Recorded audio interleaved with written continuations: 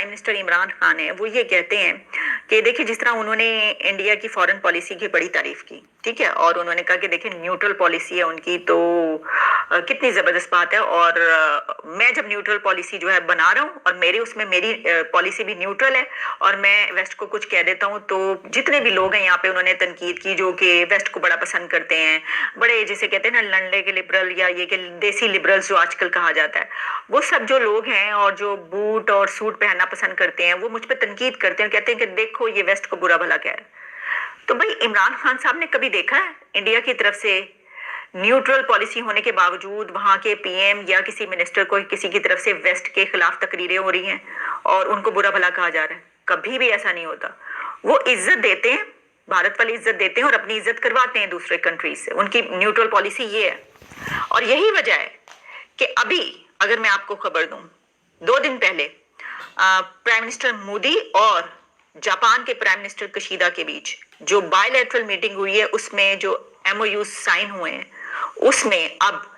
Japan India میں next 5 years میں $42 billion کی انویسٹمنٹ کرنے لگا ہے۔ دیکھیں میں نے آپ کو پہلے بتایا تھا کہ بڑی زبردست وہاں پہ انویسٹمنٹس آ رہی ہیں،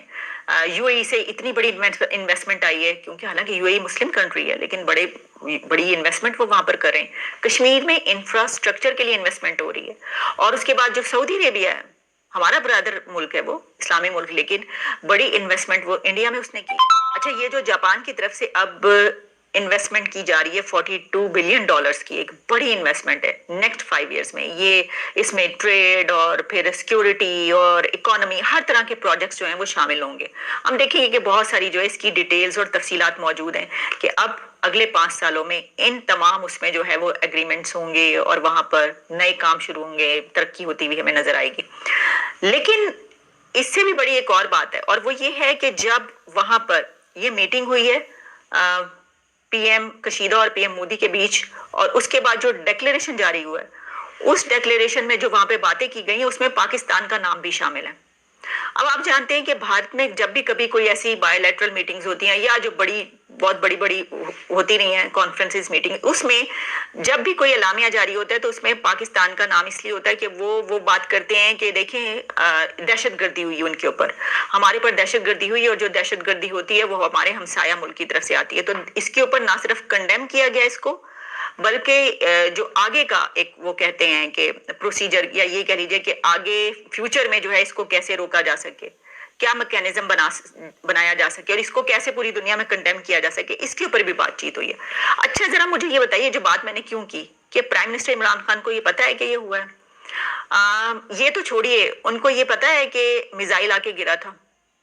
ان کو پتا ہے؟ اچھا مجھے نہیں پتا کہ ان کو پتا یا نہیں پتا، کیونکہ کوئی سٹیٹمنٹ نہیں آئی، کچھ بھی نہیں، بالکل complete silence, pin drop silence, کوئی منسٹر کسی کی طرف سے نو، کوئی اس پہ جو ہے، تو پھر لگتا ہے ایسا ہی ہے کہ اس کا تو دور دور تک نہیں پتا ہوگا۔ تو میں صرف یہ کہنا چاہ رہی تھی کہ ان کو اگر وہ نیوٹرل فورن پالیسی بنا رہے ہیں اور بنا چکے ہیں اپنی، تو اس کو دیکھیں کہ کیا فرق ہے کہ ایک طرف جس کی وہ تعریف کر رہے ہیں انڈیا کی نیوٹرل پالیسی کی، وہاں پر اتنی انویسٹمنٹ آ رہی ہے، اور آپ کی اس پالیسی کی بنا پر جو تعلقات ہیں وہ بھی سب ختم ہو گئے، نہ کوئی آ رہا ہے نہ کوئی جا رہا ہے،